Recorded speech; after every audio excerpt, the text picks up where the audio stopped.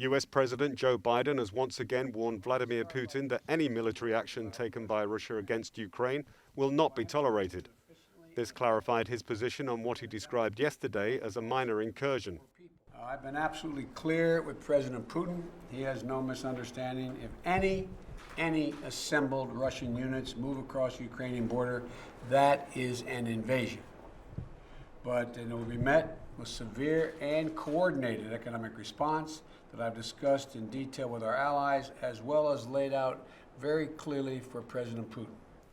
Meanwhile, with fresh allegations from the US that Russian intelligence are plotting a government takeover within Ukraine, talks between the US and Russia are set to continue. US Secretary of State Antony Blinken arrived in Geneva late on Thursday night, as did Russian Ministry of Foreign Affairs Sergei Lavrov.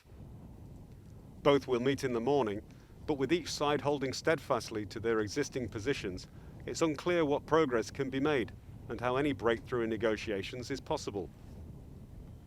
So with diplomacy seemingly at an impasse and tensions continuing to mount on the Ukraine border, for many Ukrainians the threat of war is a very real one.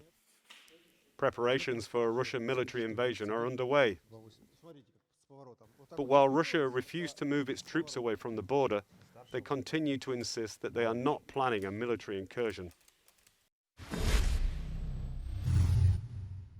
German Foreign Minister Annalena Baerbock and her US counterpart Antony Blinken sought to show a united response during the Secretary of State's visit yesterday, with Blinken insisting that allies would act together with one voice when it comes to Russia. But Blinken certainly didn't mince his words when it comes to sanctions should there indeed be a Russian invasion of Ukraine. Blinken certainly upped the pressure too on Germany when it comes to that contentious Nord Stream 2 gas pipeline that runs between Russia and Germany. So that pipeline has been completed but isn't yet up and running. But Germany is reluctant to halt the final approval of the pipeline as a kind of leverage against Russia. Blinken said, however, it is indeed leverage against Russia and should be used as such should the situation on the Ukraine-Russia border escalate.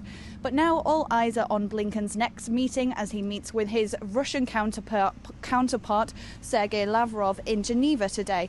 Now what Blinken takes with him is certainly the united support from NATO allies, but the big question is whether there's really any way forward, as it's really unclear whether or not there's any, or whether Moscow really sees anything worth talking about on the table right now. And the bottom line is Moscow wants NATO allies to promise that Ukraine will never become a NATO member, but of course NATO allies have pushed back against that, as we've heard, saying that Russia has no say in what military alliances or groups other countries become part of. So it's really difficult to see where there's much room for manoeuvre right now.